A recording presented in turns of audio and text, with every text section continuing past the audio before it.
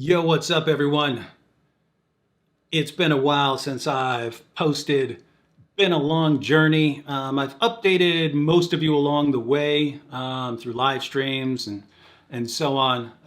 Basically, we have two fully disabled sons. Two of our five sons have a rare genetic muscle disease, and periodically you lose your nurses and so on. So, yeah, I've adapted to being a nurse for the past several months, and that's happened. That's happened several times over the years, but there's only been like 3 or 4 times in more than a decade where it's been like for months at a time.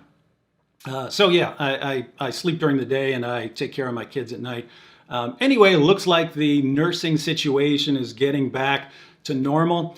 Problem is, I spent several months just sort of cleansing my mind of all the negativity over the years.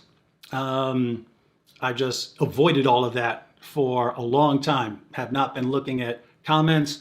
Even when I would do a live stream and I would have to criticize, some position or something like that, I could tell I was kind of forcing myself because my my heart wasn't in it, right? Like I'm not actually angry. I encourage everyone to take a couple of months off from social media, maybe once a year or something like that. You end up feeling way better. Anyway, but the situation's getting back to normal, and I understand. Hey, I get to get back to doing what I like, making videos and so on. But I did realize, and I think we're alike in two ways. One, we both forget what we've learned if we're not using it. You like that? 100%. Yeah. I do that even with videos. Like I have a video I did like a month ago, and I'll be like, "Whoa, I forgot what I even wrote in there." You know what I mean? Yeah, it's even I'll read some quotation. I'll say, "Oh, that's awesome," and then it'll turn out it's by me on someone else's page and so on. But yeah, I've always been like that. I took all the way through advanced German in college. I don't know German anymore. I can pick out words and so on. I could get the gist here and there, but I can't understand what people are saying, really. Yeah. I took all the way through advanced classical Greek in graduate school. I can't remember classical Greek. I mean, I can open up a New Testament, which is biblical Greek, which is easier, and I can pick out, okay, that's kai, that's and. Yeah. I can pick out the words that you went over like millions and millions of times. Yeah. But I haven't really studied anything having to do with Islam since last year. And I noticed in conversations when it would come up or when I would go do a live stream, I'm like, I do not feel like back when I was debating Shabir Ali on this topic, right? Yeah. Like I'll remember kind of the gist of something, but it's not where I can be quoting sources and so on. Yeah. So anyway, so that's one way we're kind of parallel. The other is, and you were just saying it, and you were telling me, and I had just said it to the apostate prophet during his live stream, in that I kind of respond to aggression. Yeah. You're like that, right? Yeah, I'm that way. Yep. If somebody say they make a video that really gets on my nerves or something, or I read a comment where somebody's just like saying something ridiculous, that breathes life into me. That just gives me energy. So when I was debating atheists all the time, and just like how you're saying, I forgot a lot of the stuff with a lot of the arguments and stuff too, because I haven't used it for a while. But when I was debating atheists and stuff a lot of the time, that would give me tons of energy for me to just do a whole bunch of videos going after their videos and all that kind of stuff. So and that's how I've been for basically since I've been a Christian. Yeah. Is that if you leave me alone and don't bother me, I will sit on my bed and read. Yeah. And that's all. That's what I want to do. Yeah. It's when you start messing with me, or even worse, like messing with someone else, or getting dirty, getting deceptive, and so on. Yeah. I just feel like this energy coming up from inside me. So it's a situation where, man, I have no aggression in me right now. How do I start making videos again? And I can tell. I can tell too. Yeah, since we've seen each other the last couple of months, you've just been like way more mellow. You know what I mean? Way more mellow. And now I'm like when we're with the group, I'm normally the biggest jerk, and now I'm like the softest, most mellow guy. Anyway, so we know a bit about ourselves, but I basically understand that I got to kind of jumpstart it. So I'm just going to go start start some discussions with various people. This week, I'm starting a discussion with the apostate prophet. This is a debate on God and morality, but I know I'm going to get some feedback from atheists. We went and talked to Black Hebrew Israelites. They started saying some really, really nasty stuff.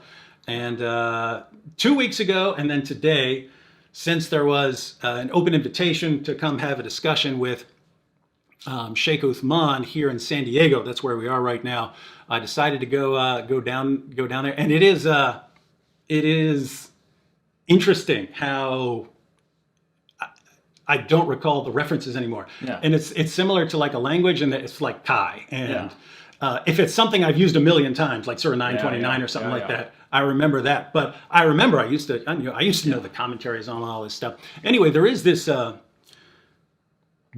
issue in that if I kind of just jump in there. And I told you to jump in there too, because I said because he was having a hard time. No, I don't mean jump in there and be aggressive. I mean if I just jump into a discussion. Exactly. That's what I mean. If I just jump into a discussion. There's short-term thinking and long-term thinking here. You know what I mean?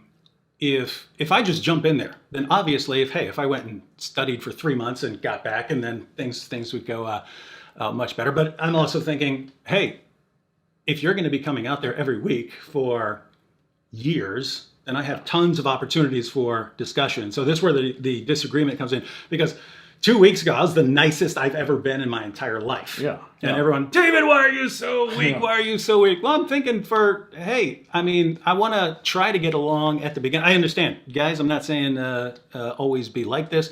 There are situations where you just want to go in there blasting. My view is if this is a one-time thing, this is the only time you're going to see him, then you need to make sure you are totally prepared, you're ready for it.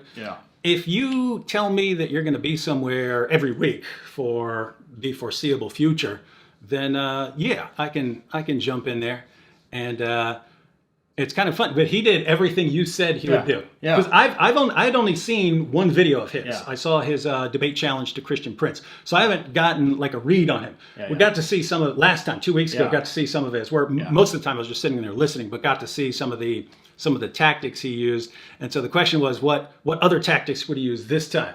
And you kind of knew where he was go, because they're pretty common. No, I saw him even last time how he did when I just watched the discussion even with Anthony, because I recorded some of it and then a lot of it I didn't see, but I knew how he was going to do. And he's good at this too, because he's used to talking to people. He's good at trying to keep people on their back foot, and he's good at trying to control the conversation. He's good at using the sly sneak disses and the rhetoric and all that kind of stuff, act like he's the nice guy and, be like, oh yeah, and then try to throw these little disses out there. I knew he was going to do all this stuff. And so I told David too, I said, if he's going to get you on your back foot, he's going to be nice, and he's going to try to embarrass you. It's just what he's going to do. And David was telling me, he's like, he just wants to have a conversation, he's not trying to go full-fledged into debate mode and stuff. And I said, if you do, he's going to just take that and just try to use it against you, you know what I mean, and try to make you look dumb, and then try to, ask you something about the Arabic or something that you don't know, and then say, you don't know what you're talking about. I knew that's how he was going to do. So I told David not to start off being nice and stuff and trying to do all that. I said,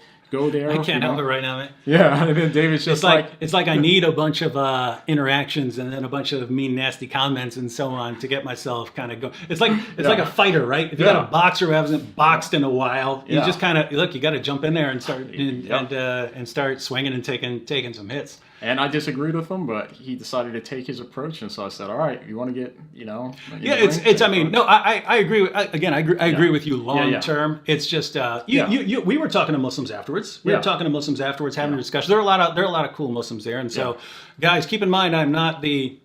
There are Christians who say you shouldn't ever have hostile interactions or be aggressive and so on. I'm not that. It's just, I'm thinking more along the lines of, like Nabil. If I had met Nabil and just come out guns blazing at Nabil, we wouldn't have become friends. We wouldn't have gotten along and so on. And so I'm out there and I've had several Muslim friends over the years.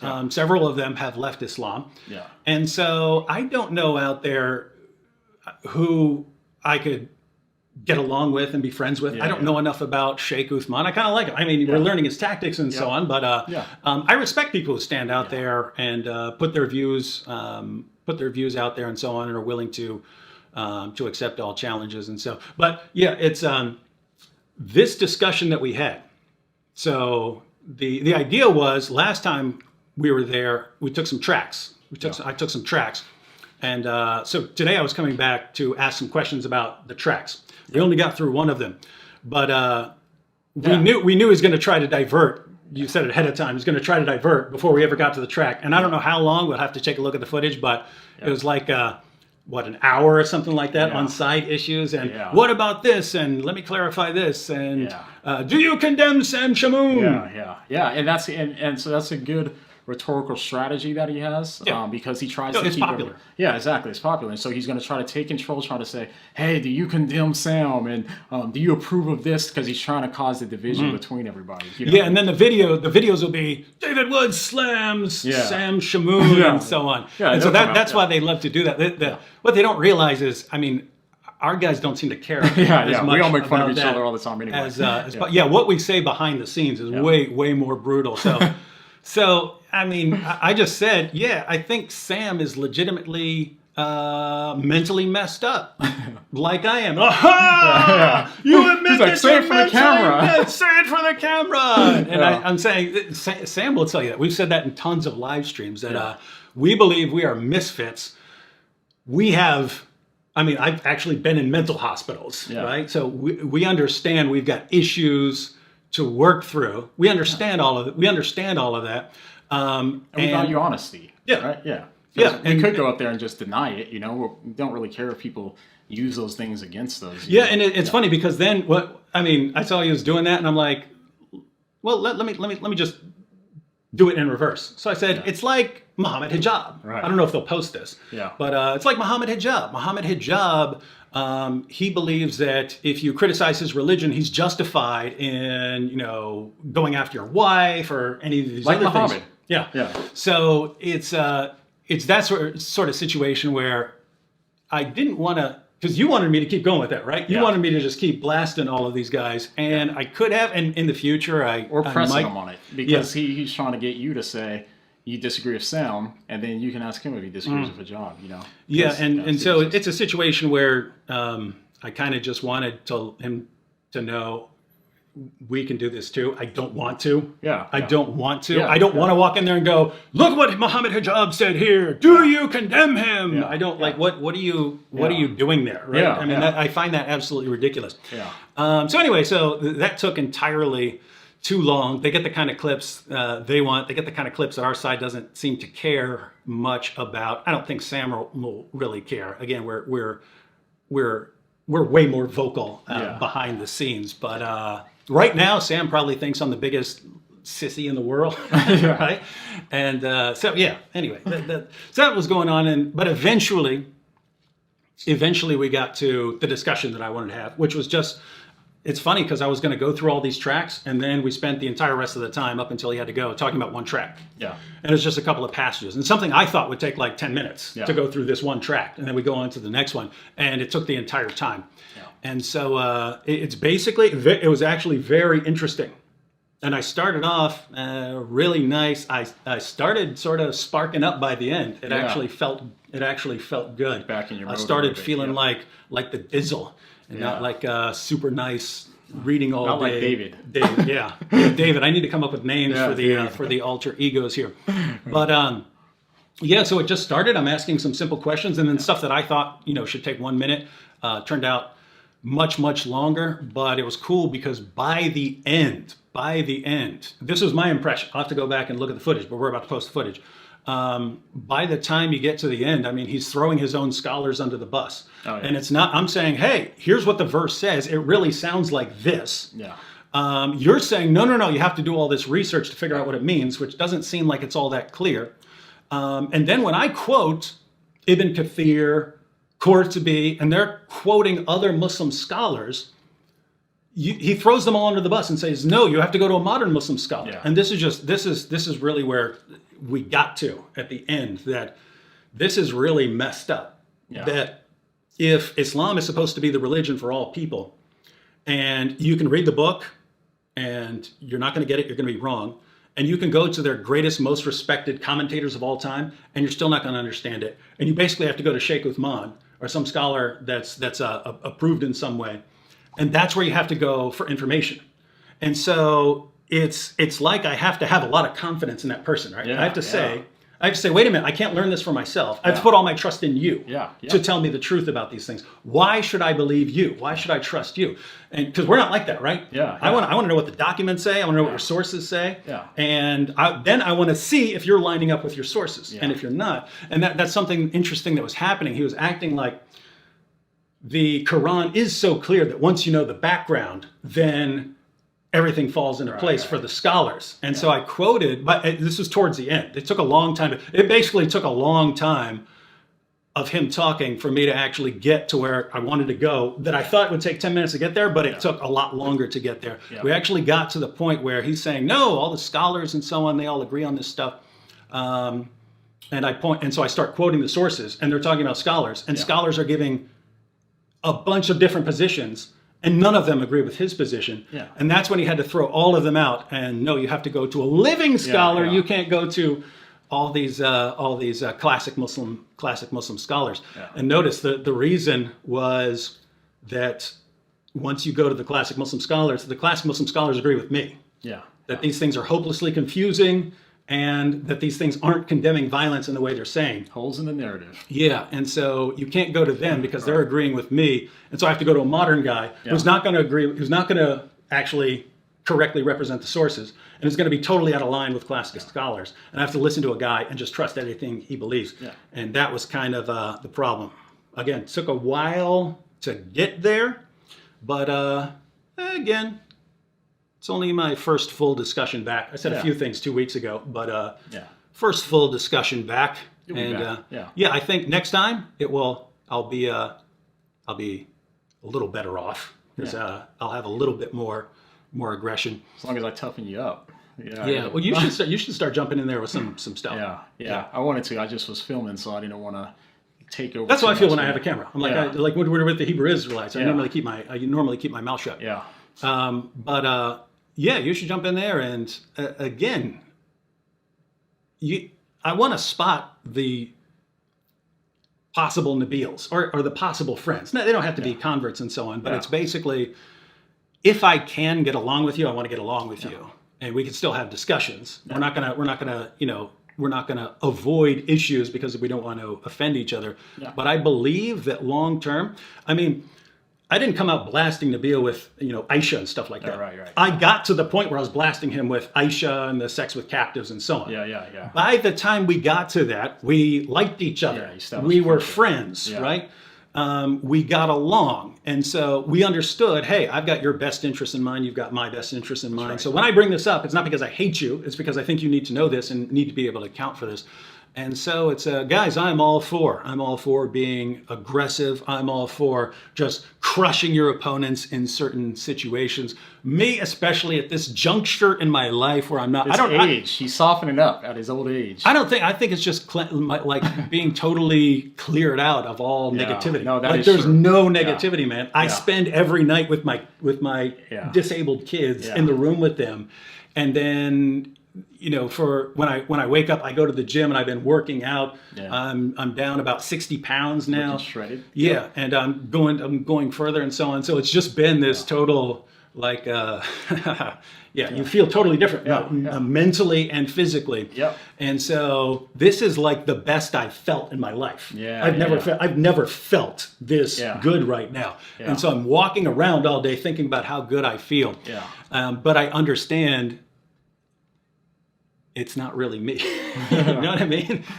I'm an aggressive dude, and so I do like doing that when I'm doing it. It's just when you step away from a while, you get used to doing other things. But so I'm going to jump back into it, and And so all right, we're ready to post footage. All right, so there's the other introductory stuff.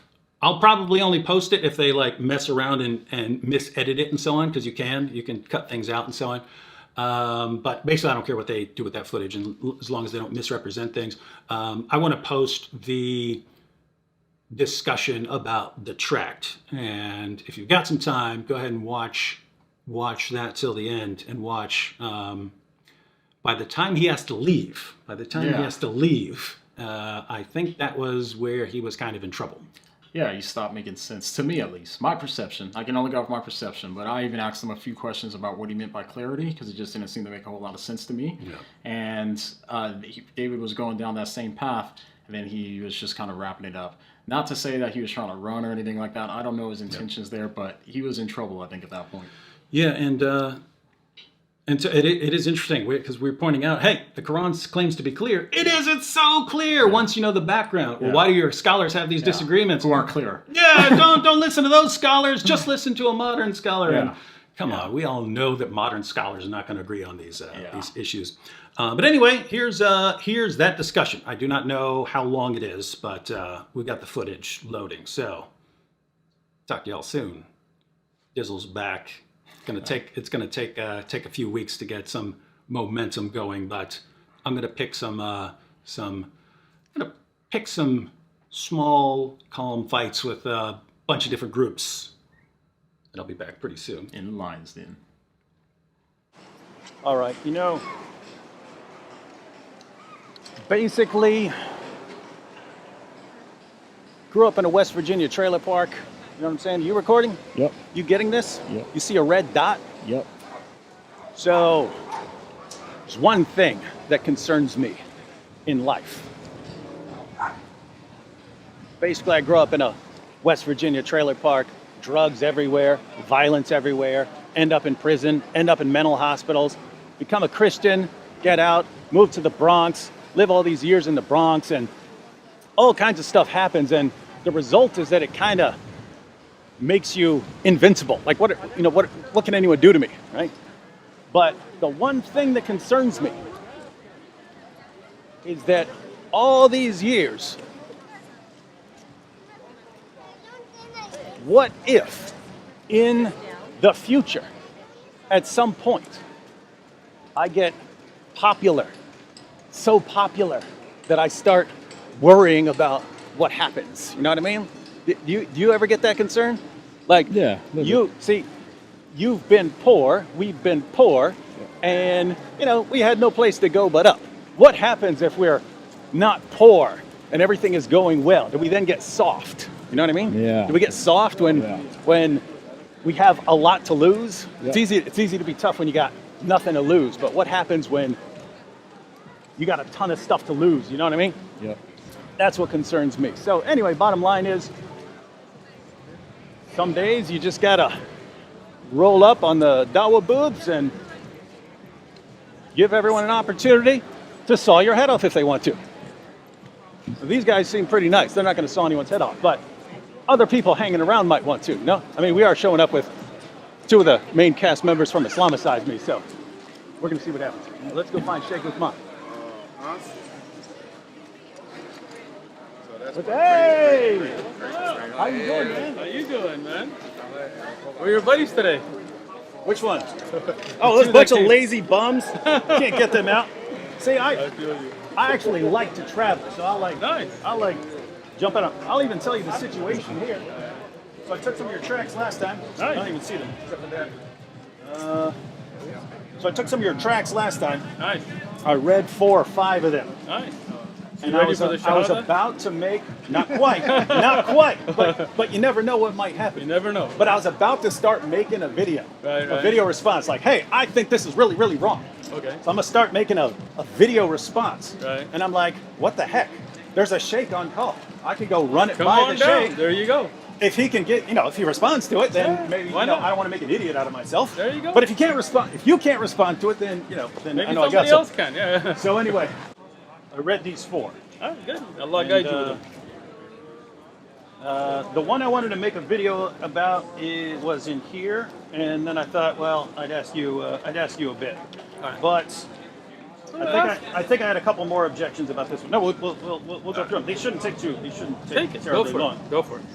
All right, so this is misconceptions about Islam, and so and some of these are just clarification, like what exactly do you mean by this? Because it seems Hit me, like bro. there's a Go problem. ahead, man. Don't be shy. So, I got you. Misconception number 1 is Muslims do not share good and noble values with non-Muslims. And it says, some people allege that Islamic values are somehow incompatible with decent Western values. Such claims cannot be further from the truth. And Hey, then I'm sorry. So, okay, can I read that? Because that doesn't sound like it. such claims could not be further from the truth. Can I take this? Oh, okay. So this is a misconception. This is Yeah, not I a said that. statement. Okay, I'm sorry, because it seems like Yeah. saying Muslims do not share good values Yeah, is a this statement. is misconception Okay, number so one. let me just clarify this for the cameras. Well, we're reading it together, right? So this is a misconception that is not true.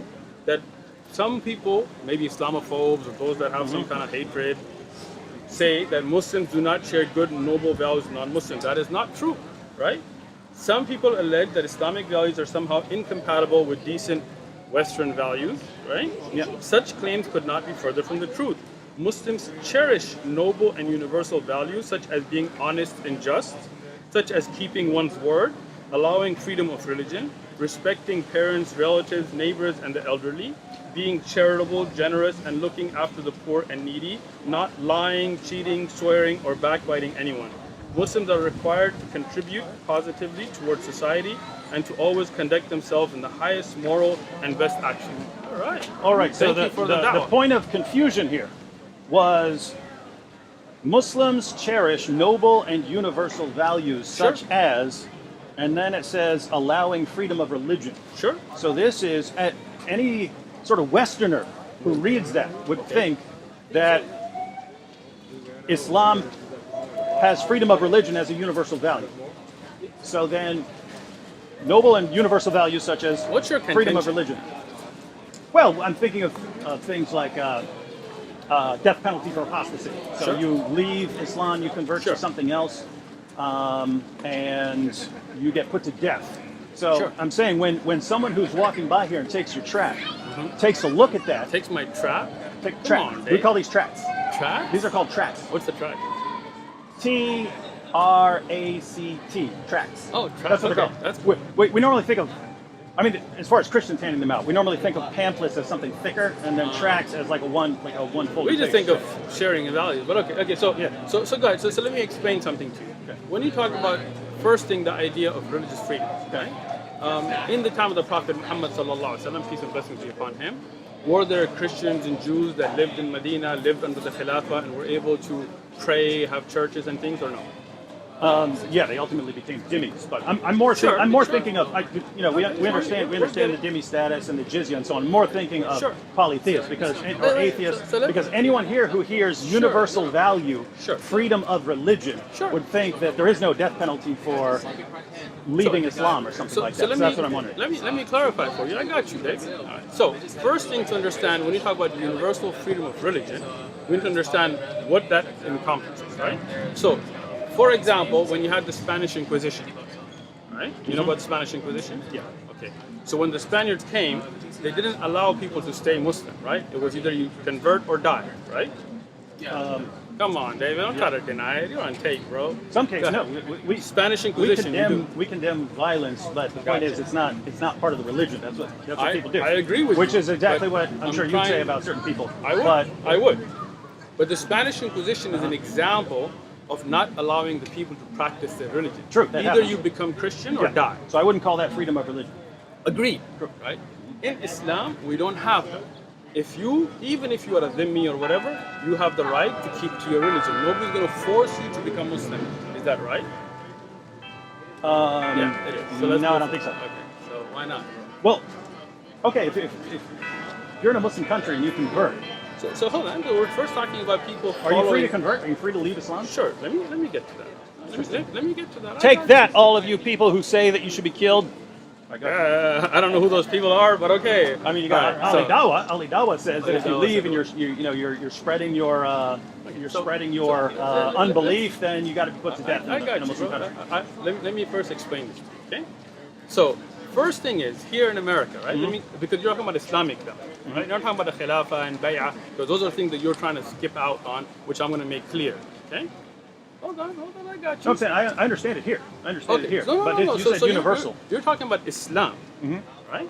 So in Islam, if somebody here, as a Muslim, I'm here, somebody comes, takes a book, becomes a Muslim, right? And then he leaves his religion. Am I to kill him? No, Why not? you got freedom of religion. Right? But as a Muslim, is it an obligation upon me to kill that person? It's not. and no scholar said that you can, right? So this is where you have to be clear, right? Yeah. Now, we'll I'm give saying you... the tract isn't clear. Okay, well, I'm making it clear for you. I think it is clear, but if you're not clear, I'll make it If clear you for say you. universal, that would mean everywhere. Sure. So, now we believe that people have the right to practice their religion universally, under Islamic Khilafah, not under Khilafah, everywhere. Polytheists? Polytheists, sure. There were polytheists times of the Prophet ﷺ in Mecca. You didn't know that? Yeah, until Until what? didn't they reveal some verses about you got a couple months to get out or Get out of else? The opening verses of Surah At-Tawbah? Tawbah is about a particular battle. You know that, right? Yeah, but So I mean, Ahzab. we could read. You You're didn't saying that's a know particular. that polytheists You're saying continued that's to a- exist in Mecca even in the time of the Khulafa. I'd be interested in reading your sources. On that. David, you need to get educated, son. We can read. All right. We can read some of this. I'll tell you what. I have a series on YouTube about the life of the Prophet, peace be upon him, from authentic sources. Okay. Why don't you go home, check the Majid Ribat channel, and watch it? Right? There were polytheists that were there under the Islamic Khilafah all the way through Abbasiyya and Umayyah. This is historic facts. Have you read Tabari and Ibn Kathir, Bidayah wa Nihaya? On Apparently not. On Surah 9, yeah. Surah Tawbah is about what? It's about a bunch of things. Okay, but what's the Asbab al-Nuzul? I mean, at first you have. Do you know what Asbab al-Nuzul means? What does Asbab al-Nuzul mean? That's the situations of Revelations or something Context, like that. Yeah, context right. of Revelations. So Surah Tawbah is in the context of the Battle of Ahzab. Okay. You know that, right? You didn't know that. It's okay. We're here to learn. So, when you look at an ayah, you have to look at the context of that verse. Okay? Where is it applicable in a time of peace or war? Is it about a particular situation, a particular people, or is it am? You know what am and khas means? No. All right. I'm here to help you, Dave. I got you.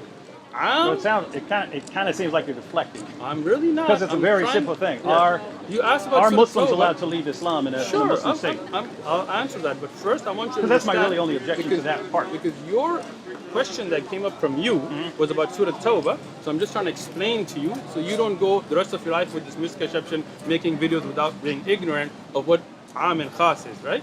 There are certain verses that are for certain situations. You need to learn that before you make videos, and certain that are general. The particulars called khas. Some are about jihad, about the time of fighting. Some are about the Quraysh who were oppressing Muslims at that time, but they're not generally taken about all non-Muslims in all different areas. So you need to learn that so that you don't misunderstand the Quran. Now, let's get back to your question. Your education will have to wait, all right?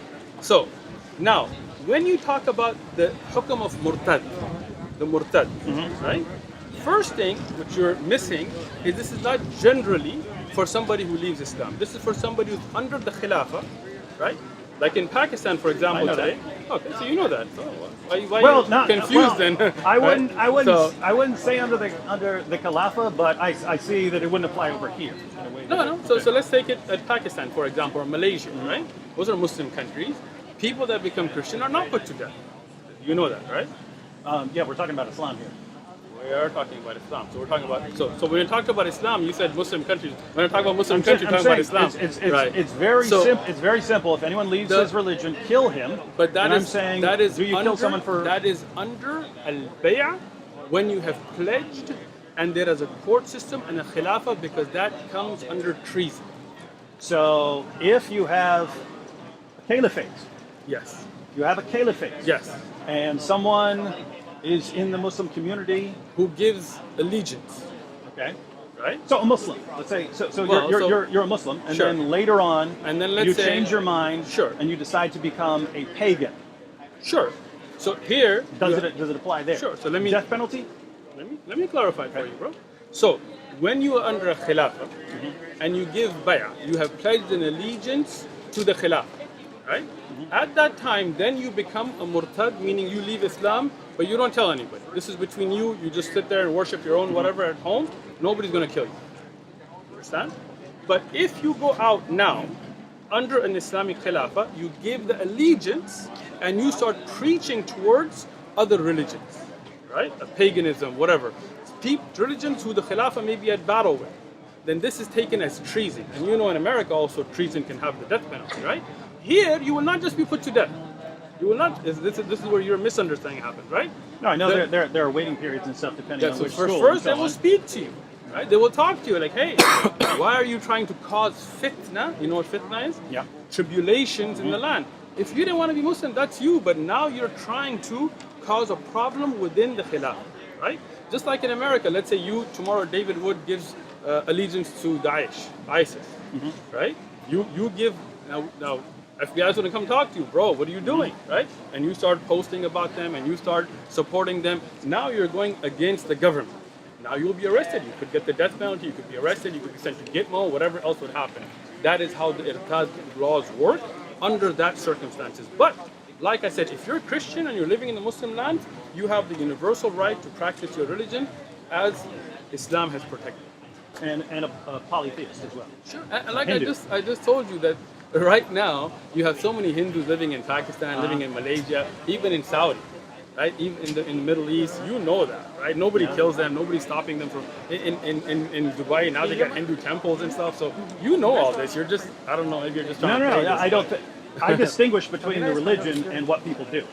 Okay, so in the religion of Islam, when a Muslim does something Sure. and I can't think of, hey, in the where is that religion coming of from? Islam, I don't blame Islam. for it. those people that were Hindu, when the Muslims conquered and ruled India, they did not convert them.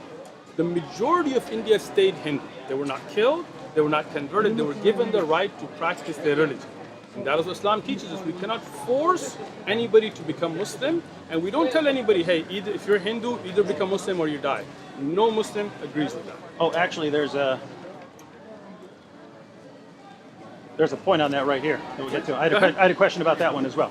So, when you say universal freedom of religion, that wouldn't include the right to leave Islam under a caliphate and then to go out preaching your religion, even if your religion calls you to, let's say, share the gospel or something. That would not be religious freedom.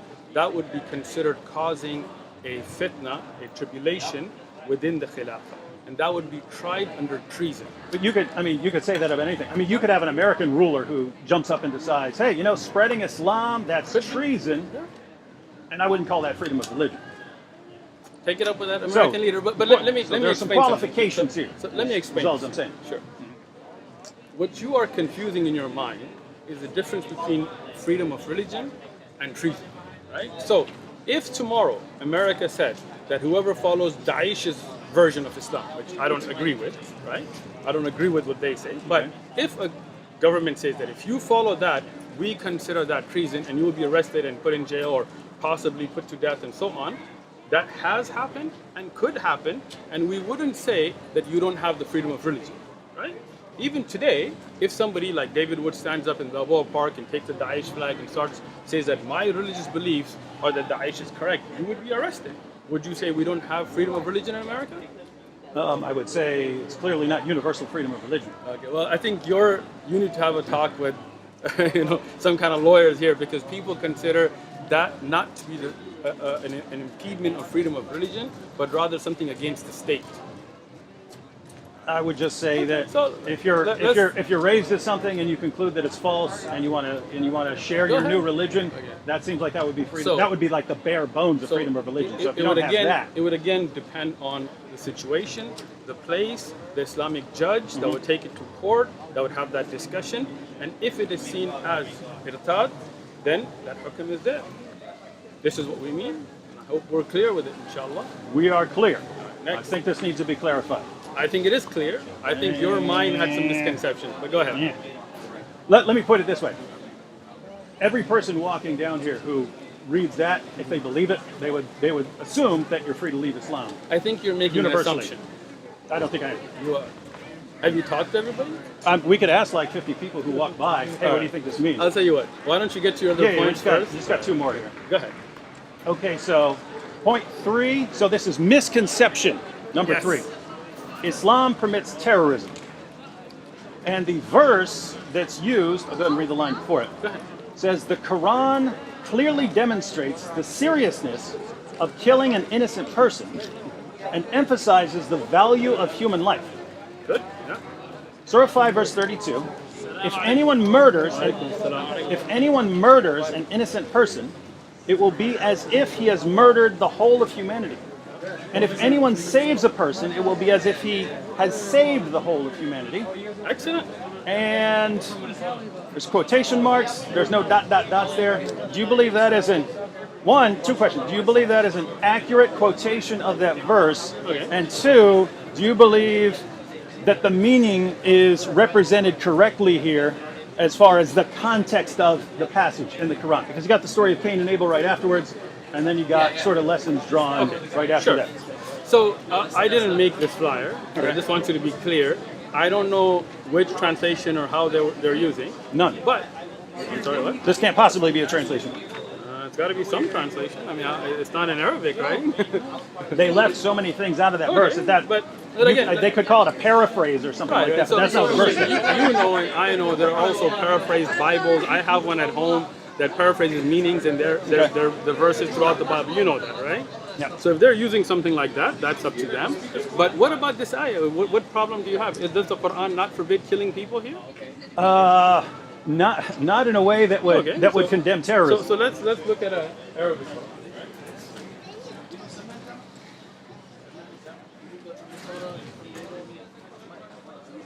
Surah 5, right? This is thematic translation. What's that mean? It takes themes by paragraph. Okay. So look it up. 532. Okay. So read it. Okay. So Surah 5, verse 32. That is why we ordained for the children of Israel that whoever takes a life. Sure. So that's the first part that they cut out, that this was children of Israel. That's not cut out. Again, so some verses are like half a page to quote a part of that verse, as long as it doesn't change away from the meaning. Whatever was ordained. Let me It's actually a quotation from the Talmud here, not the Torah. or anything. No, you poor guy, you don't understand. This is a quotation from Mishnah Sanhedrin, chapter 4. Okay, so let me explain this to you. This is not Mishnah, Sanhedrin, or the Talmud. Okay? This is the Quran. Yeah, no. Okay? This is not from the Talmud. This is the words of Allah revealed to the Prophet Muhammad sallallahu alaihi wasallam. No, your belief. Oh, you're talking to a Muslim, so yes, my belief, bro. But is this in your hand, the Talmud or the Quran? Yeah, but it says revealed to the children of Israel. Sure. So it's a revelation that the children of Israel have. So, and they have that. It's in the Talmud. I got you. But this is not from the Talmud. This is from the Quran. This is chapter Al-Ma'idah that is in the Quran. Okay? Now, those things that Allah reveals to us about what was revealed to the people of Bin Israel is in the Quran as a benefit for us as well. Those things we take rulings from, depending on whether they were specific for them or not. And this is one of the verses where Allah has revealed a guidance for us in the Quran. Okay? Yeah. So now, if I was to use like Ayatul Kursi or one of those very long ayat, and I use a part of the ayat that is relevant to the subject, this is not cutting or leaving out. You normally indicate when you're cutting into a verse and cutting out. You know what I mean? You So- put dot, then part of it. So this is then- again your misconception. Let me just explain this to you now, because see, I have to educate you about so many things so you can understand. When the Quran was revealed, there are ayat that have wukuf. You know what a waqf is? You probably don't. So now you have where a subject matter begins and ends. Okay. Sometimes you have multiple of those in one verse. Are you understanding me? Sometimes you have a verse that the next verse completes the meaning. Okay? Okay. Wailul lil musallin, the ayah where it says the ones who pray are cursed. You have to look at the next verse. يعني هم عن صلاتهم ساهون. They are upon their prayer. And they're lazy. They're not careful about their salah, right? So now, if you don't understand the second verse, you don't understand the first. But on the other hand, there are verses that are almost half a page that have many different contexts within it. So if you take from the meaning that is complete, nothing wrong with that. Are you educated now on that? No, Like not a bit, educated. because Okay. they keep taking stuff out of the middle as well. That's what I just said. So yeah, Okay, go ahead. So read that. if you're going to do that, you can make any verse say anything you want. No, you can't. Because Of course there you are can. wukuf. I could take a verse and chop a bunch of parts out of You it. didn't understand what I said. See, this is what a problem. You know what a waqf is? You don't. So that's what I'm trying to explain to you. Okay. You cannot just take things out. You have to look at where you can stop Okay. and where the subject matter completes. Have you ever get a... Well, no, this is like your ignorance is the problem this here, is because- this. You see what this is? This letter here? Do you know what that is? No, go ahead. This is called a jim. Okay. Right? Why is it there? This is so that it's jais to stop there. You know what that means? So you're saying there's these stops all through Yes. the middle of this verse. Yeah, not just this verse, throughout. No, the but this verse. Okay, so let's look at... Because the verse doesn't make any sense without the context. Because it About says that this being is Bani what when it Israel? says that is why we are ordained Okay. for the children of Israel. So it's talking about what the story Okay. about the bird showing Cain how to bury his brother.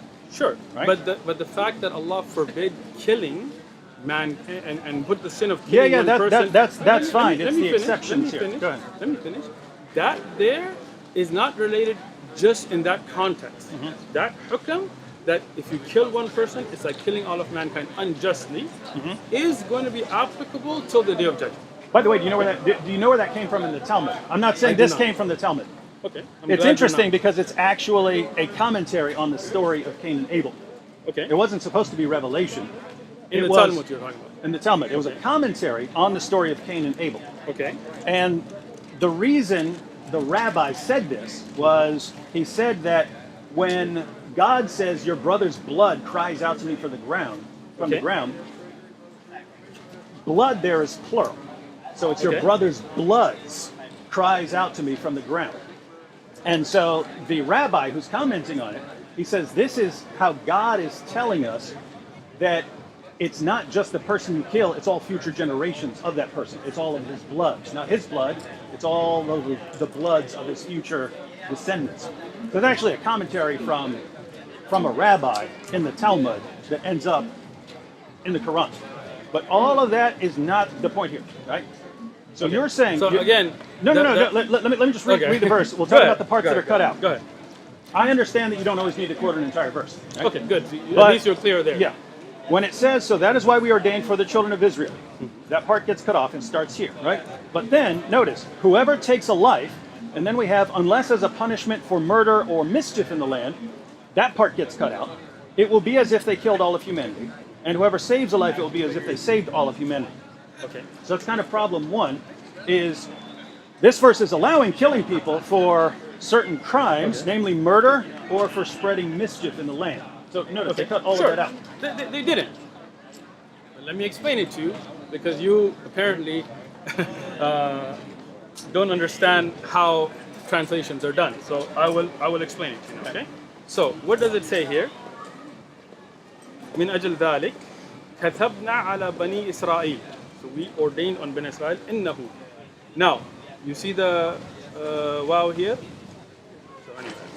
Just tell me what the reason is for cutting it out. Sure, I will explain it to you. من قتل نفسا بغير نفس أو فساد في الأرض. Whoever kills somebody that is not in response to either them having killed somebody or spreading mischief on earth, right? Okay. So what does it say here? If anybody murders what?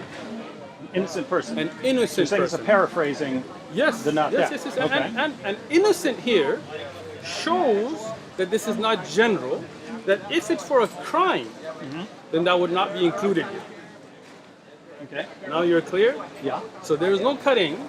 It is understanding with the word innocent here representing that meaning. Now, let me finish.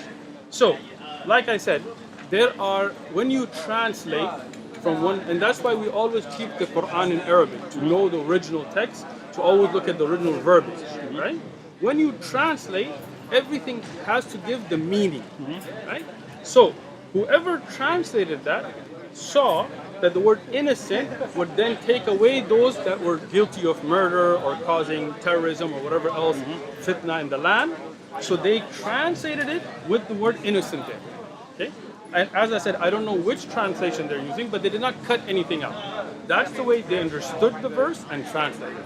Now, if you don't like that translation, that's perfectly fine. You can email them and say, hey, I prefer the translation, not a problem. Well, But don't say they cut anything out, because they didn't. That's the way they So they translate. translated with this long exception clause as just innocent. Yeah, Okay. that is an exception. I would right? consider.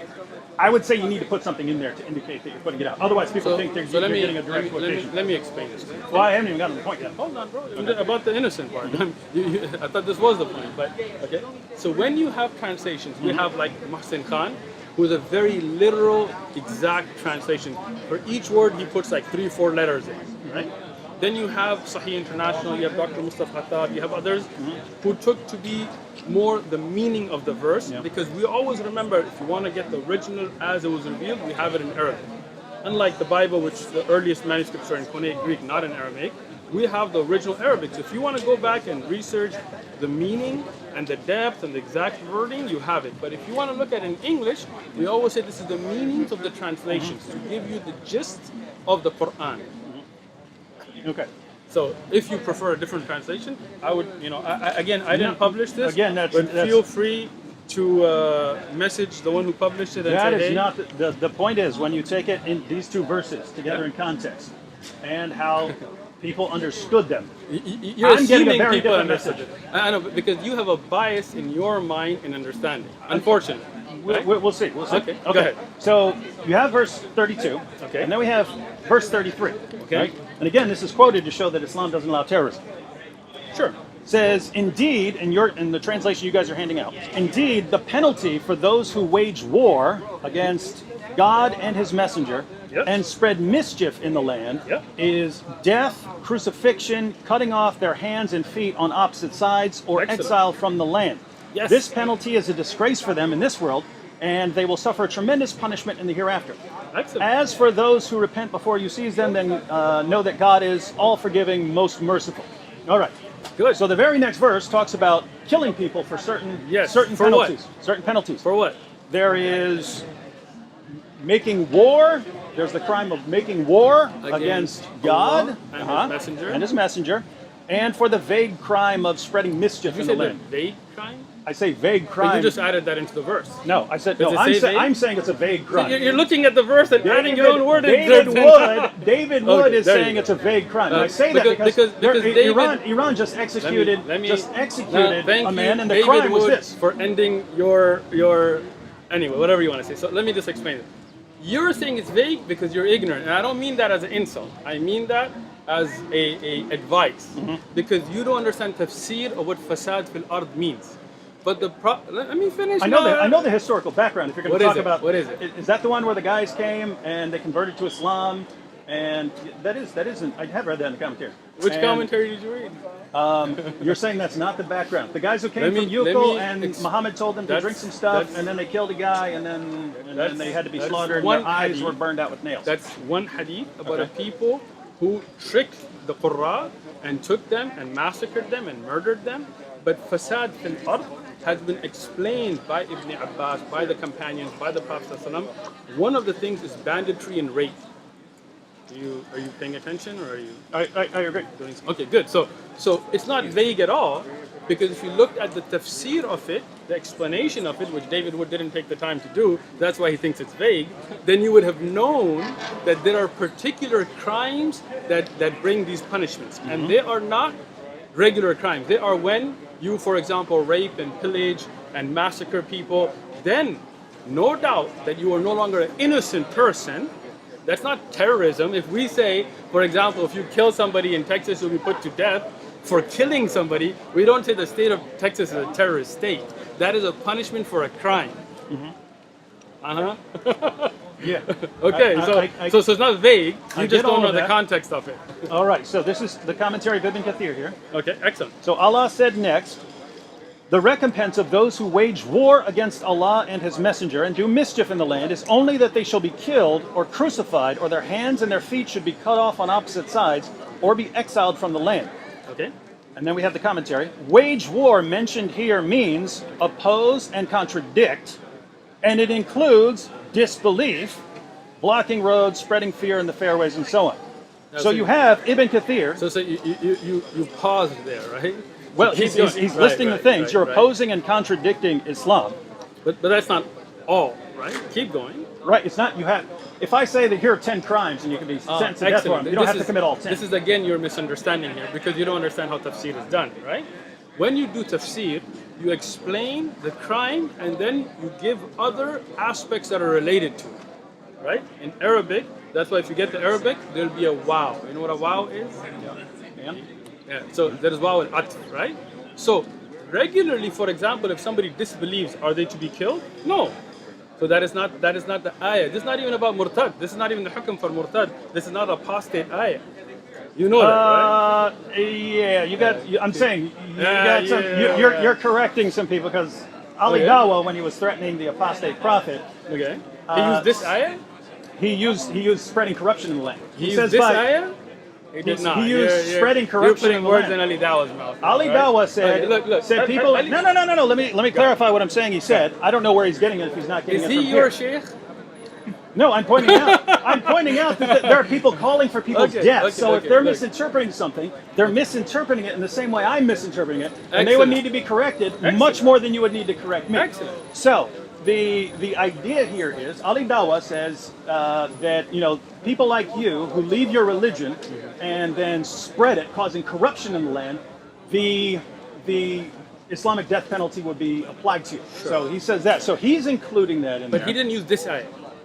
He said corruption in the land. Yeah, Whatever you want to say. let me- What verse let is me- he getting let it me- from? Let me clarify this Okay. to you, okay?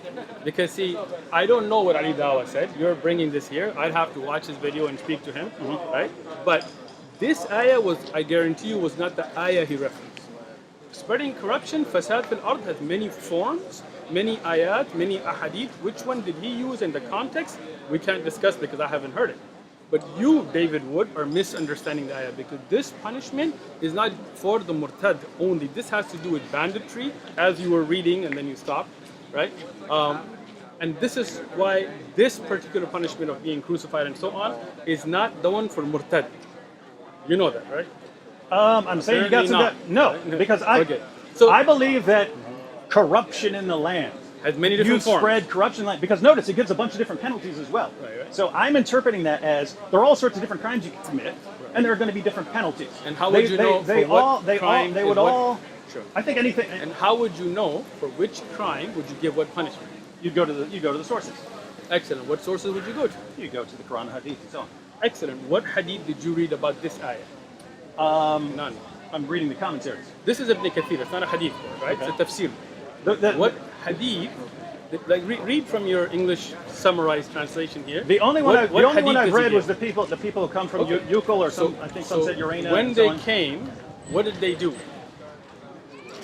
No, this is where the disagreement is arising. It Alright. seems you're interpreting it as if a verse is revealed in the context of there. Yes. That's the only situation it could apply in. No, I did not. Whereas I'm reading it as corruption in the land. You can pack all kinds of stuff in there. Again, Iran just executed Again. a journalist, and the penalty, the crime was mischief in the land. I believe it's on the books in Pakistan. As far as I think mischief in the land is in Pakistan, definitely in Iran. Okay, as far as crimes. So the problem you're having is you're packing a lot of things into a word you don't understand, right? So when you're talking about Iran, Iran does many things that are not Islamic. That's not an example for us, and you continue to Okay, say that if you're earlier. saying they're wrong, that's fine. Yeah, they're wrong. Okay. That's easy. I'm not convinced Yeah. they're wrong. That's why I'm bringing it So up. you think mut'a is okay, like temporary marriages and all that stuff they do? No, I don't think it's okay. Okay, I'm so saying they're wrong. I'm saying I don't disagree. I don't disagree with their interpretation. Did they of use this the verse particularly? Or People are you putting people that are in saying there? we're sentencing you to death for corruption in the land. This is the But- only verse but I'm again- aware of. Where Oh, that would but justify then it. you're ignorant. Because there are many other ayat about fasad fil ard, and there are many ahadith about it, and there are many different forms of it, each one having different penalties.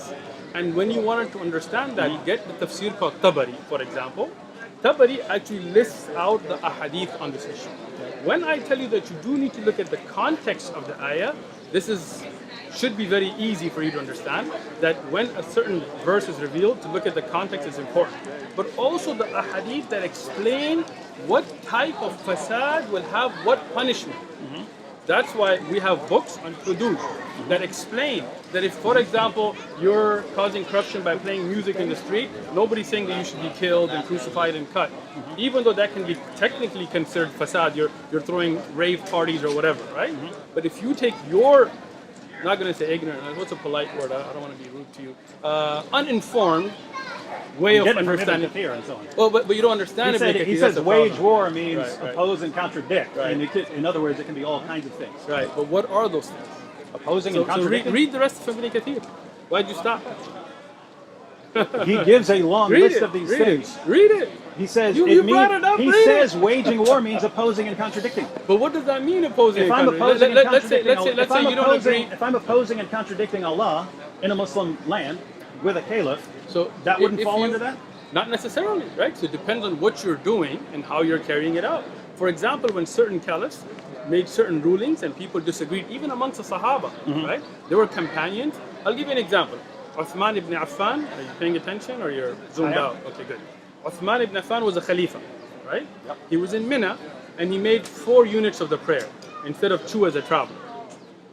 Okay? Ibn Mas'ud, he told him, O Amir al-Mu'mineen, you should make 2 because you're a traveler.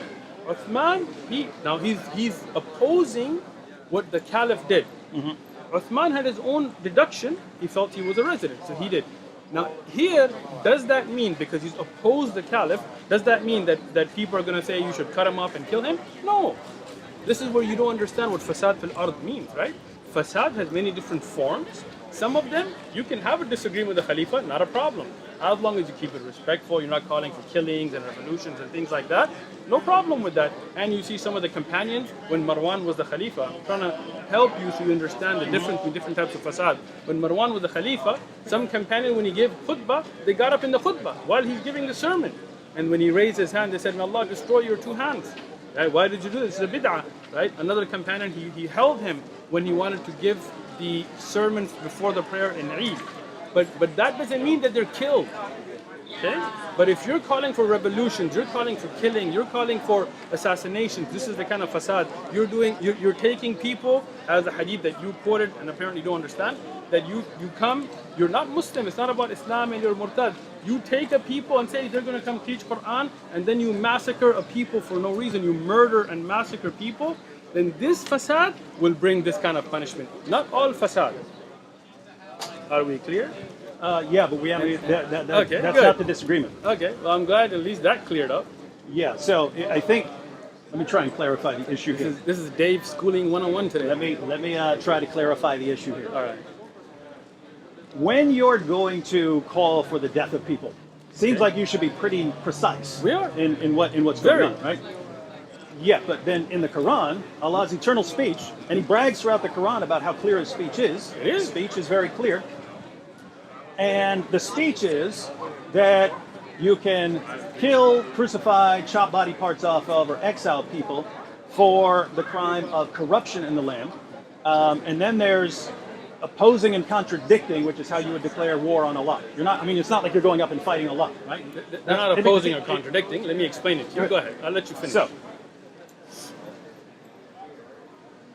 if that's what you're saying, right, and you lay this, and this is Allah's eternal clear speech, and I say, look, it says you can, in the very next verse, after the verse you quote to show that Islam doesn't allow terrorism, Which is true. it says there's all these people that you can kill for spreading corruption in the earth, Yes.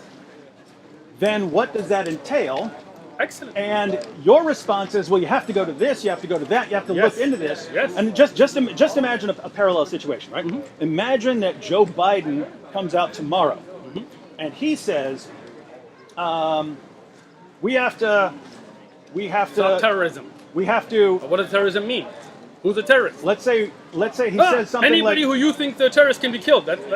You know what you're saying. No, is wrong, I mean, bro. Come notice. Go ahead. We have an idea of what terrorism is. What's the idea? If he says, Who's a terrorist? if he says No, we're going. Wait. You have an idea with a terrorist. Is tomorrow a right-wing extremist who calls for killing Muslims a terrorist? Yeah. You think they should be all arrested if they call for killing Muslims? Yes. Put in jail? Yes. All right. Okay.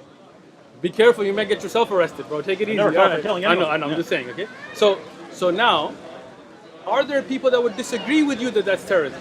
Yeah, I mean, terrorism usually has a Are definition. there It's people- either committing violence are there or people- threatening violence Okay. for the purpose of spreading or enforcing an ideology on Excellent. others. So, if somebody says that Black Lives Matters is a terrorist organization, like some of your counterparts on, I don't know which side of the aisle you're on, and the Republicans have said, right?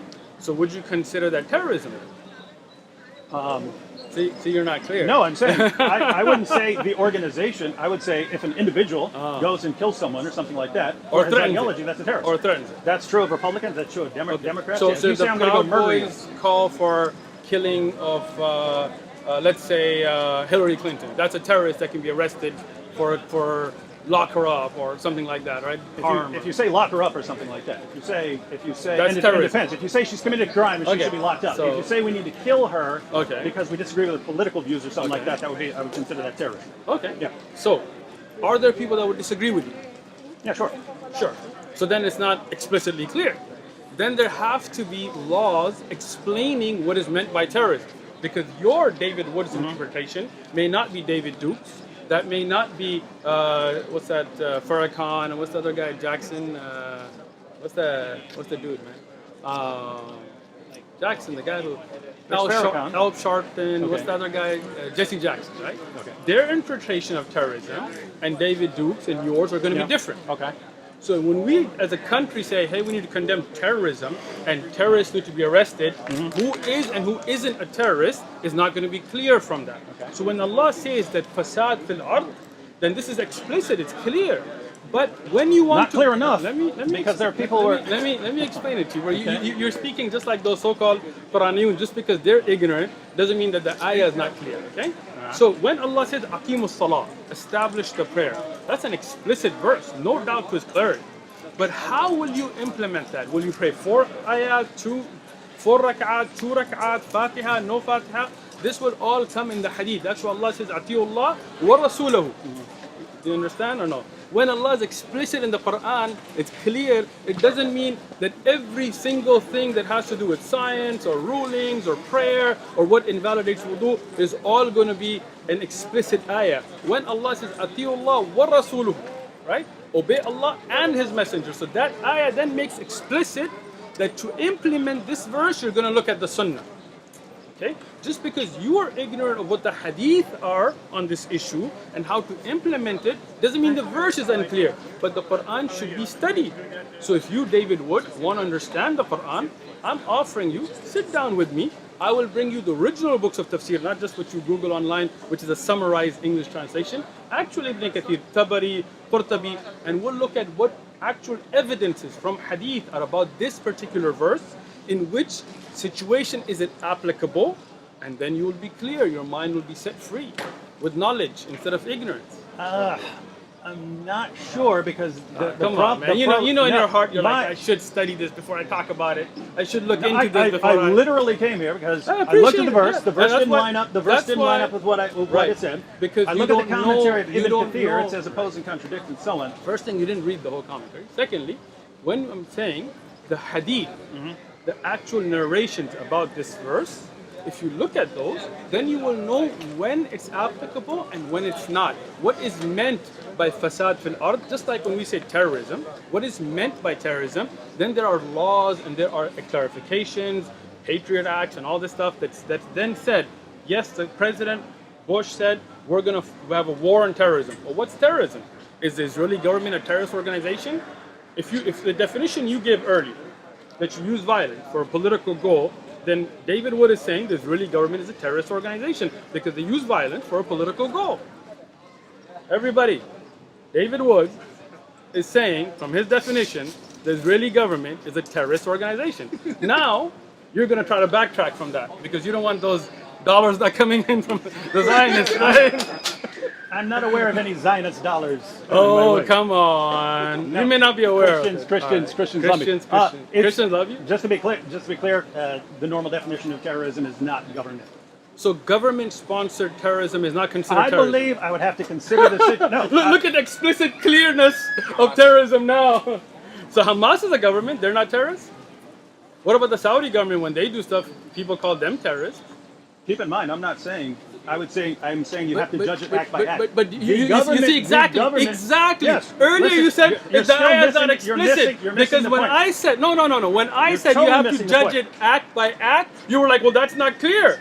But now when you are getting in the same situation, you're telling me you have to judge it act by act. then that speech from No. Biden that you gave the All of example this is wrong. not clear. Oh, not what I'm saying. None of that is what I'm saying, right? Yes, if you're looking at a particular act, you say, okay, we have to classify act by act by act and so on. When I'm saying that you give when you give a blanket statement, Yes, right? like terrorism. When you give a blanket statement, right? Like if Joe Biden were to come out tomorrow and say we Yes. must Condemn let's terrorism. let's suppose there's a terrorist attack tomorrow, right? Yes. And he says we must kill those who believe in Allah. And let's suppose someone comes, everyone would go nuts and say, what are you talking about? What are you talking about? And suppose he says, well, it's clear from other things I've said in the past and other situations that I'm talking about those who commit terrorism. I think the response would rightly be, hey, if you say we're going to kill people, do horrible things to them, exile them, whatever, Ban them from the country. we need you need to be clear about that and not give this sort of general thing.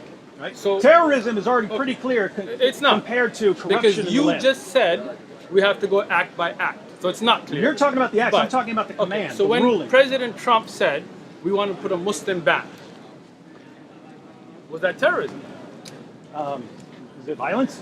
I mean, it's banning exile. You just said exile, right? So if you ban a people from a country, No, it's I didn't exile. call them, right? that terrorism. I said You said you are Okay. if you're giving a rule. So when when- it's a blanket statement, when you need to Donald be clear. Trump If he had said we're going to ban Muslims from the country, if he means something more specific, then he needs to be more clear. Thank if he you. means I'm going to Thank you. I'm going to ban That's it. terrorists, then So he needs when to be more he clear. said- the command should be made clear. So when he should he- not say the blanket Excellent. statement. He So- should say we're going to ban those who do this and this and this, Excellent. and here's how these So when things are Donald defined. Trump said we want a Muslim ban, For the record, I opposed that. you opposed that? I opposed that. I appreciate I got in trouble for that. You got in trouble? I got in trouble with some of my fans for that. Really? Yeah. So, Listen, I mean, but- think about it. Some of my best friends over the years have been Muslims. So, really? Yeah. Some of your best friends? Some of my best friends. Wow. Yeah. Am I in that group? Not yet. Not yet. All right. Tell you. Okay. So, when Donald Trump said we need to ban Muslims, would that include every Muslim? Did he mean particular countries? Did he mean particular types of Muslims? Right? It wasn't explicit, right? If he says we're going to ban, I would say He you need to be did. very, very clear. Thank you. Yes. So when he was asked, then he came forward and said, well, there are particular countries that have terrorism and so on and so on and so on, right? But that was taken when President Bush said, we're declaring war on terrorism. At that time, we invaded Iraq. Well, Iraq at that time had not attacked us, right? Right? Saddam Hussein had nothing to do with 9/11 or any of that. But we used that context to consider them terrorists. Yeah. Right? When there was a war in Afghanistan against the Russians, you remember? Those same freedom fighters that came to America, sat with Bush, shook hands, got Stinger missiles and millions of dollars, were freedom fighters. Those same peoples, when they fought the US, were terrorists. So when you say terrorism, your definition changes per situation. Fasad fil ard is a general term, right? Now what particular, like you said earlier, it goes case by case. There are hadith that mention which type of fasad has what type of hukam, what type of ruling. If you want to implement these ayat, you want to understand them, you have to study them. Just because you didn't put the time and effort to study the verse doesn't mean it's not clear. This is the difference, and I'm going to make this a very clear point for everybody. This is the difference. People think because they're ignorant of the ayah that it's not clear. The ayah is clear, but you haven't put the time to understand it. When the Quran is clear, it doesn't mean that any 5-year-old kid or any big white dude's gonna come and pick it up and he's gonna understand everything about the Quran. No, we study the Quran for years and years and years. Why? Because it is clear, but you have to learn the knowledge, and that's why we go to scholars and sources. So if you want to understand the ayah, then go seek knowledge, look at the hadith on the subject, it will be crystal clear. But if you haven't put that time in, then you will not understand the ayah, not because the ayah is not clear, but you're ignorant. Everything you're saying right now is what I regard as the problem. It's, hey, I'm issuing a command to do violence to people. And if you want to understand what I say, you got to do a lot of research. You can't just go to Ibn Kathir and start reading because you're going to see some problems there, and you're going to say, "Whoa, this is actually worse than I thought." You can't just read the verse. You have to do all this research, right? This would be Why like is me. that a problem? This would. But because you have to learn. Who told you? No, to if I'm carry going, out- if all these people are here listening to me, and I say we're going to kill these people, and I don't clarify, and I say, but if you're not clear on what I mean, come, you can talk. You can read my previous writings and look into these things. Excellent. You would not accept that. I You would. wouldn't. You would Let not. me- You let would me- not let me- accept a let me president of the explain it to United you. States saying, "Fight those There should who be a believe in Muslim Allah." ban.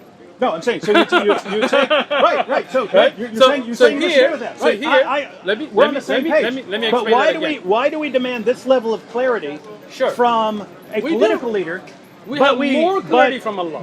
we have far explain that less. to you. Let me explain that to you, okay? When Joe Biden or President Bush or Trump or any of them would say, we're at war with terrorists, right?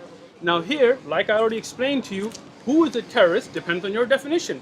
Russia will take people to be terrorists that you would consider heroes, and you would take people to be terrorists that they would consider heroes. So for us to ask, like, hey, who is a terrorist? Is our governments included or not? Do you think you should be more clear?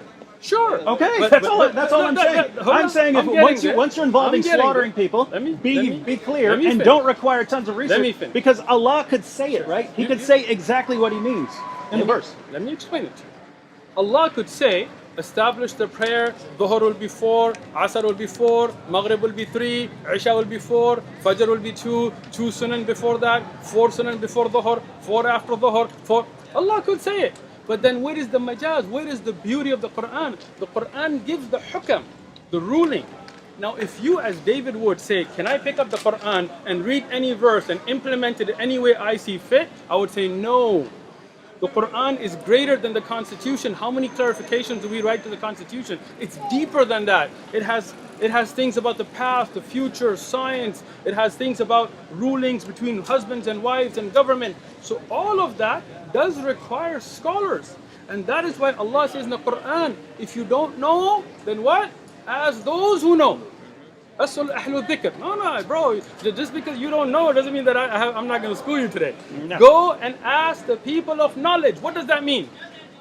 As'al ahlu dhikr. What does it mean? David Wood. What does it mean? Silence. You're the sheikh.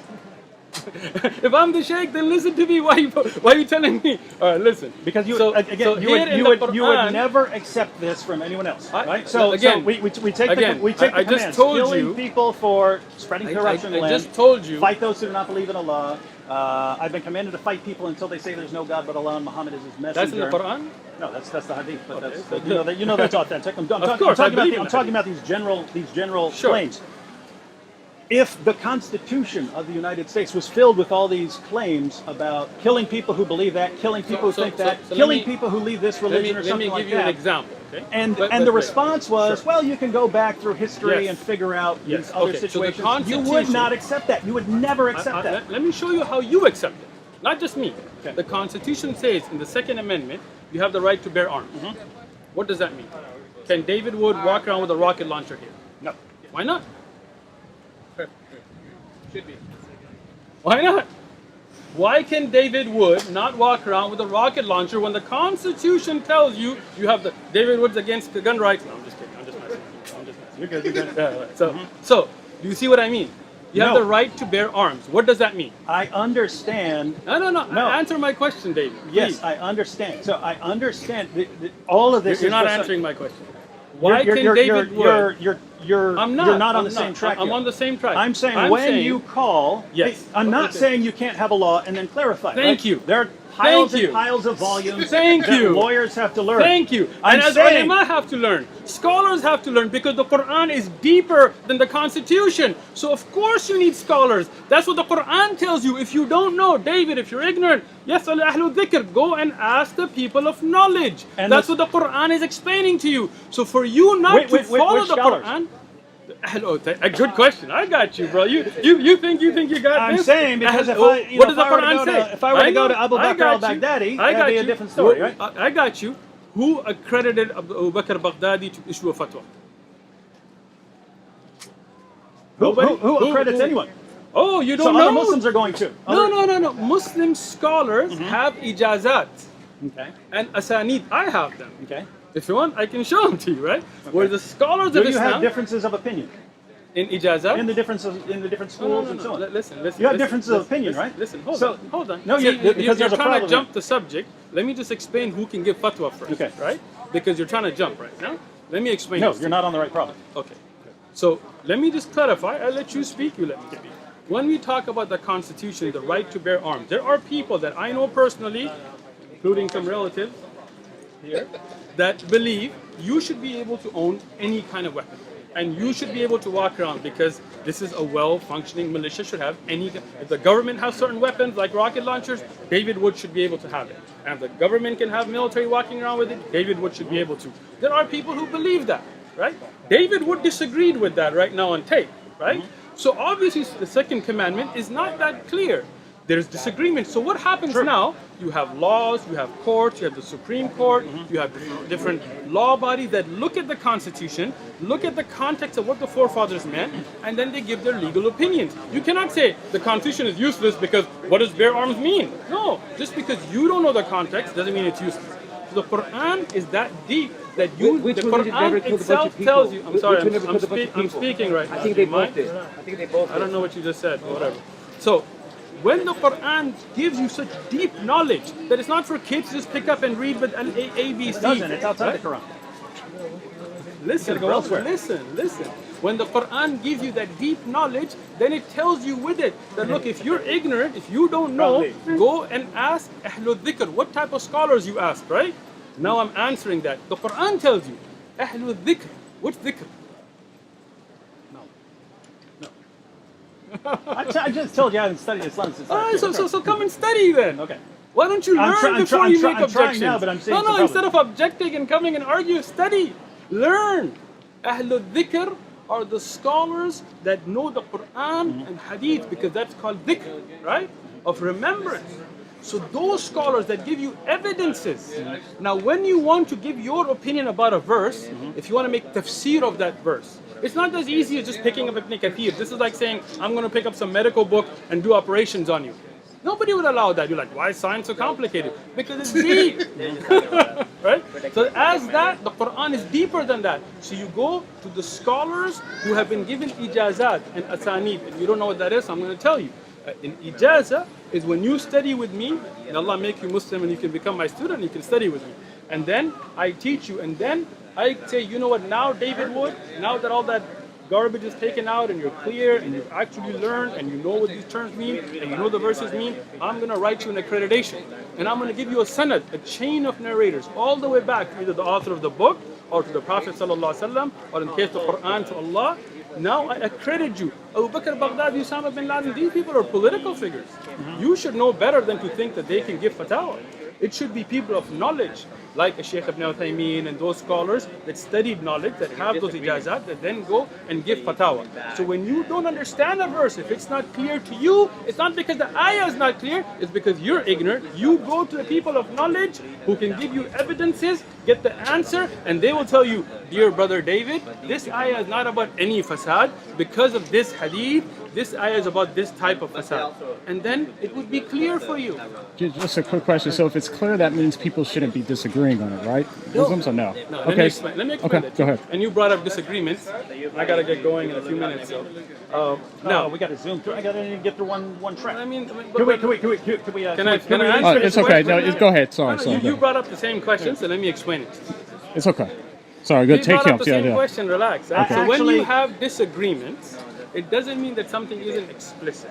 Sometimes no Muslim disagrees on the basis of Islam. There is one Allah, there is one Prophet, 5 prayers. We all agree on that, right? But then what you have, like for example, the Shia, where there are some political issues that cause them to go off track, and there are Mu'tazila and there are Jahmiya and those guys that had disagreements in Aqidah. But at the base, Muslim Aqidah, the Muslims are united. We believe in what Allah has revealed, the Prophet ﷺ. Now when it comes down to rulings, particular rulings, sometimes there's disagreement because scholars try their best to understand the source. But if you want to know the correct opinion, and you look at the evidences, it always becomes explicitly clear. So there's always one that's Correct going to be opinion. the correct interpretation Yes. of a verse, always? Always. And all Muslims agree on this? that there is one correct interpretation yes. of every verse? But somebody could be mistaken in it. But then so what's the difference then between something being clear? How do you determine if something's clear? Let me explain this. Go ahead. Well, your name is John? John, yeah. John. If I tell you we're at Balboa Park, I'm pretty explicit with this, right? Yeah. Am I clear or not, right? Now, It depends on what you mean by clear. That's what I mean. I don't know how you're defining clear. If you say you're if at I Balboa tell Park, you we're at Balboa Park, is that correct. clear or not? It's clear to me when you say the words, but that's Okay. not clear what the words mean. Because you could be saying, no, it's not funny. Because you could be saying that there could be multiple parks. You could be saying whatever. You could be saying all kinds of different things. So what I'm trying to understand is what your definition of clear is. Excellent. So this is the problem, is that you have a perception of clarity that may not be what's, I don't know, regularly accepted. If I tell I'm you, just asking your perception of clarity. Yeah. I gave you. If I tell you we're at Balboa Park, I'm pretty clear, right? Now, these people standing here, somebody could be like, I think this is not Balboa Park, this is North Park, right? They could have that opinion, but we could go back and check a map and see which park we're at and come to the right conclusion. Just because one person didn't understand something doesn't mean that I wasn't explicitly clear. So Are you clear. now? Okay, so yeah, no. So clear then. But so that's what. So clear. You're saying is independent of how other people understand it, correct? Sure. So something's You could be clear only. So if and I somebody say, misunderstands so it. if I say blah blah blah blah blah blah blah blah, and I say, hey, that's definitely not clear. clear. Why is that not clear though? Because I have no idea what you said. Yeah. So, but if I don't understand what you're saying and I have different interpretations, then it's still not clear. No, it is, because when you said blah blah blah blah blah, Yeah. nobody understood that. Did anybody? Get any meaning But from if that? it's subjective, then I would only have to understand it for Again, it to be clear. no, So that's why I that- say, that- is it that clear? doesn't make- Okay, let me put it this way. Is it sorry? And I'm just trying to rush quick because I know you got to get out of here. Is it clear when somebody is talking, the person who gives the word, is the clarity on their behalf or is it on the listener's behalf? It is clear to the person who said it, and the people who want to get to the truth can understand it. But if somebody is Okay. mistaken, like when you said blah blah blah blah, Yeah. nobody here, even if we want to understand you, took any meaning from that. But when I said we're at Balboa Park, all of you that want to know can find it. Even if somebody is misunderstanding what I'm saying, it doesn't mean the message isn't clear. Then there should be no Okay. difference in Do you opinion. wanna So yeah, continue? but that's okay. Yeah, But I know then you my gotta point go- with I know that you is there gotta go shouldn't be soon, so difference in I think I opinion. get the last point, so at least we kind of went Go through for it. issues on one track. So let me just sort of sum up my view on if I were reading this, if I were Muslim and I was reading this. Okay. With a teacher. And, no, if I were just reading this, Okay, there's a right? problem right there. You should. If Yeah, you're yeah, a but Muslim, if I were reading this, you that- should have a teacher, right? that's fine. But I mean, if Okay. this is Allah's eternal speech and I read it, and it sounds, Again, it this sounds is clear. no. Wait. Can I just get- Let me explain my just point? make Right. this clear before you make Yeah. your point, because this is going in a loop because you're not understanding what I'm saying. I'm When you- understanding. when- I'm disagreeing. So let me explain my point, and then you can disagree all day and all night. When you say Allah's eternal speech is clear, nobody says that means that you are just going to pick up the Quran and make your own ideas and implement them. It means that Allah made clear His ahkam, and He sent the Prophet ﷺ to show us how to implement them, and He chose from the people of knowledge, and then He instructed you that when something isn't clear to you, it's not because the ayah is not clear, it's because you're ignorant. Go and ask Ahlul Dhikr, the people of knowledge, so then it can become clear. So as a Muslim, you should then ask somebody who has studied the Sharia, who is qualified by scholars to be giving fatawa and tafsir and hadith. Say, hey, is this hadith sahih? Is this hukm implemented like this or not? Just because you didn't understand it without going to the people of knowledge doesn't mean it's not clear. All right. Go ahead. Now, so if I were reading this, Surah 5:32, Surah 5:33, and I read penalty for those who make war or spread corruption in the land Excellent. is this, and it's all Yes. these penalties, Yes. and this is said to rule out terrorism. I would be reading that, and if you look at what terrorists say, they usually don't think they're killing innocent people. You look at the Al Qaeda reader, and so Sure. on. Their reasoning was, look at what places like the United States are doing. Look at what Israel is doing. Look at what these various people are doing. Sure. And so they're not innocent, right? They're not innocent. Sure. Their militaries, their governments are committing crimes. As far as killing ordinary citizens, ordinary Israelis, ordinary Americans, and so on, It's these are the people who vote these people into power. These are the people who pay taxes to these governments to do these things, and therefore they're not innocent.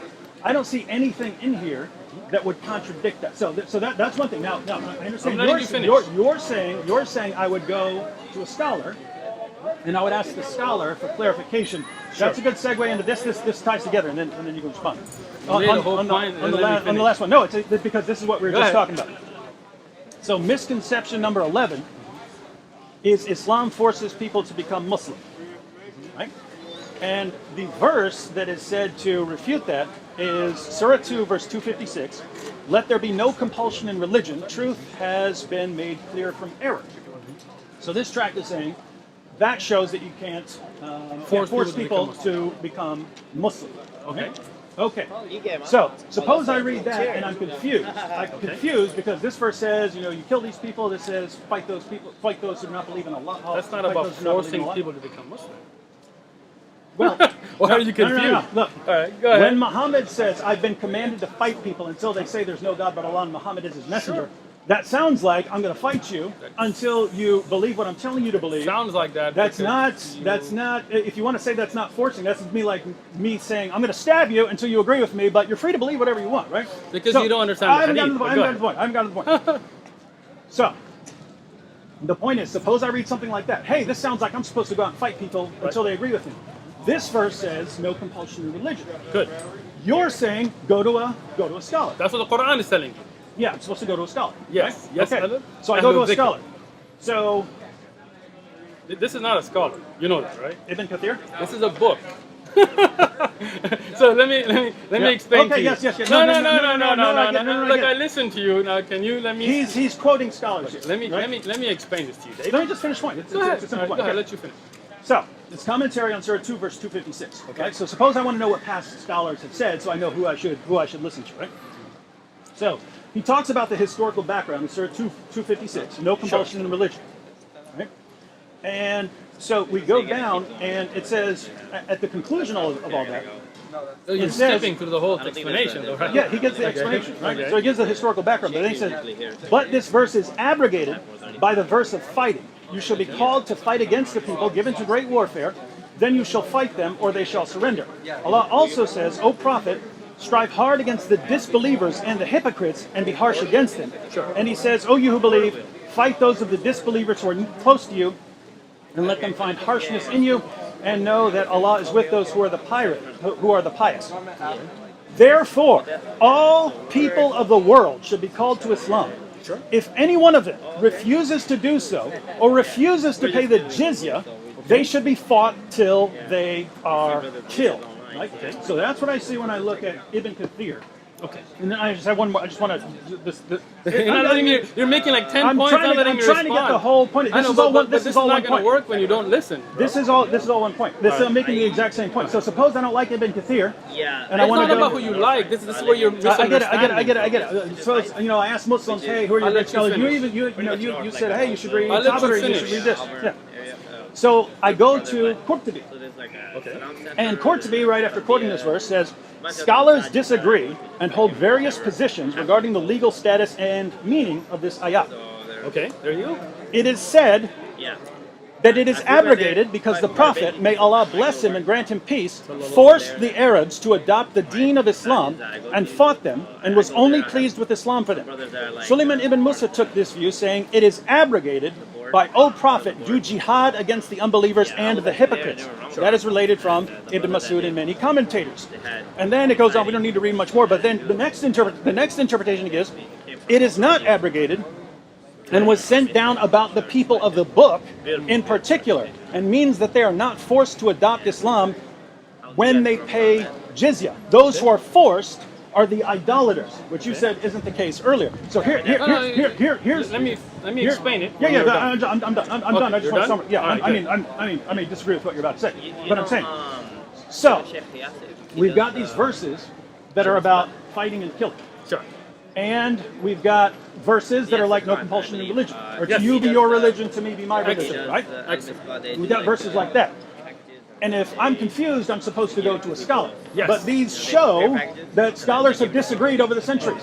They have, right? so let me- They have. So some are saying, hey, the actual conclusion, once you read the entire case, the conclusion, the takeaway message is you're supposed to fight people until they believe in Allah. And the other things that said something else, no compulsion in religion, those have been abrogated. And so the point is, you're handing out a material which someone would read and they would say, I'm just letting you finish now. yeah, you would say, oh, Islam forces people to become Muslim. That's a misconception because the Quran says, let there be no compulsion in religion. And what I'm saying is, scholars down through history have held interpretations that certainly don't line up with that interpretation. So you're acting like, hey, if you're a scholar, you're going to come to the conclusion that done? you're coming with. No. You're saying you're giving a representation of scholars. As if you're a scholar, you're going to come to the same conclusions, and you're going to say this is actually peaceful. This is actually what this verse means. And when we look, we see they come to wildly different conclusions. And some of the conclusions that they're drawing are things like, therefore, all people of the world should be invited to Islam. If they don't come, they should be fought till they are killed if they don't pay the jizya. The point here is, this business of when Allah is not clear in His Quran about commands to kill and slaughter people, subjugate people, and so on, when He's not clear, yes, if you're not clear, that allows someone to step in and say, of course, this is actually peaceful and you need to interpret it peacefully. But it's also wide open for someone to say, actually, this is abrogated and we're commanded to do this. The point is, it looks like a giant mess. And the real issue that I'm concerned with here is that you're handing this out and acting like this is a straightforward condemnation of forcing people to become Muslim. This is the verse that refutes it. This is the verse that refutes that. And I open up your commentaries, and the first thing I see is things that contradict what you're saying. And you're saying go to a scholar. Are you done? I'm listening to you. Are you done? Go ahead. Are you done? It depends on what you say. No, As long as you no. agree with me, then I'm done. Well, then you're not done, because I'm not going to agree with you. But are you done saying what you had to say so you can listen now? I made my point. Okay, thank you. That means you're done with what you're saying and you're going to listen now, right? I'm going to listen. You're listening. Okay, excellent. First thing is, when I told you that you need to go to a scholar, you misunderstood that to go to pick up Tafsir ibn Kathir. He is somebody who passed away hundreds of years ago. You are just picking up an English translation of a summary and thinking you understand what you really don't. Because Ibn Kathir gives you different opinions, like Qurtubi that you quoted yourself, gives you opinions to understand that there were differences of opinions about whether this was nasikh or mansukh. When I say you need to go to a scholar, I mean somebody who's alive. Okay? Somebody you can go to and say, hey, I want to understand this ayah, because these are just a few books. You have Tabari, you have Ibn Kathir, you have the Makhshari, you have Qurtubi, you have all these classic tafasir, you have Suyuti. We look at those, then we look at evidences. Okay? When the Prophet ﷺ took over Mecca, you know Fath al-Mecca, right? You know Fath al-Mecca? No? The victory when Mecca was killed, right? Without fighting, right? Did he go and say everybody who's a polytheist, forget about Ahlul Kitab, will be put to death? No, he didn't. He did not. So yet. in Fath al-Mecca, did he do that or not? No, not there. Okay. No, it was certain people. Certain people. Those that committed even- war crimes. so Yeah. even- Those that committed war crimes. Then you can listen to my lecture and I go through each one that was killed and why he was killed and what war I crimes mean, there they were committed. singing girls who made fun of him. That was a war crime? Are you talking about Fath al-Mecca or are you talking about other incidents? I'm saying when he took Mecca, he said there are certain people, even if they're so clinging let to the curtains of the Kaaba, you got to kill them. Some of let those me- were just singing girls, slave girls who were singing. Those were people, and I've gone through each one of them. That wasn't just the fact that we're singing, it's the crimes they had committed, mutilation of bodies, including by women, of prisoners of war, just because you're The girls did it? Some of the girls did do it, yes. The girls who were condemned. Some of them. Why does it just say who wrote satirical songs about it? Because you don't know the depth of the knowledge. It Because would kind of seem important Right. to listen. It That's would, like me. it would, That's like it me would, saying right. Charles So- Manson needs to go to jail because he jaywalked. Right? Right. But that's because you don't know who Charles Manson was and what he did. So if you want to know why he went to jail, read his court papers. So if you want to know about the hadith about who did what and why, there are hadith on it. Just because you didn't read them doesn't mean they don't exist. Okay? So what you should do is go to a person of knowledge and say, hey, why was this person put to death and why was this person not? Why was Abu Sufyan and Hinda and those not? Why were others who stayed polytheists in Mecca were not put to death, right? So when you look at those contexts and how the Prophet ﷺ did it, then we look at the different scholarly opinions, we weigh them with evidences, and we come to the right conclusion. We cannot put that kind of a debate in a flyer, neither do you, right? Let me give you an example. This is from the Bible, right? You have here a verse in Exodus 21, 20, 21. Exodus 21, 20, 21. And if a man beats his male or female servant with a rod so that he dies under his hand, he shall surely be punished. Notwithstanding, if he remains alive a day or two, he shall not be punished, for he is his property. Now, if I don't look at context, if I don't ask David Wood or anybody, and I just take this and say the Bible is clear, I'm going to get a slave, I'm going to beat him to death, and if he stays alive, I can't be arrested. And now you are going to come and say, no, that's not the context, this is the old, this is this. But then you're contradicting your own point. You're telling me to go get context for ayat from the Bible when you won't do the same for the Quran.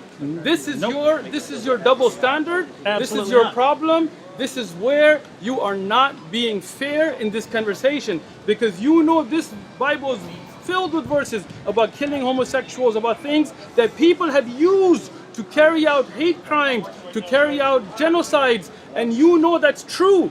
And you will say, oh, we condemn that, because what they should have done is understood the context of those verses from the Bible. And when we say the same thing about the Quran, then you don't accept it.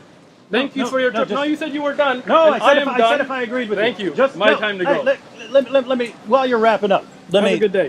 Hey, Shaykh, Come back another do day. you want me to just say it to the camera here? If you want to, it's up to you. I gave you time to finish. I finished. How about we My do, time how about is we to do go. quick, short one as we're You walking? come back. As we're walking. You come back.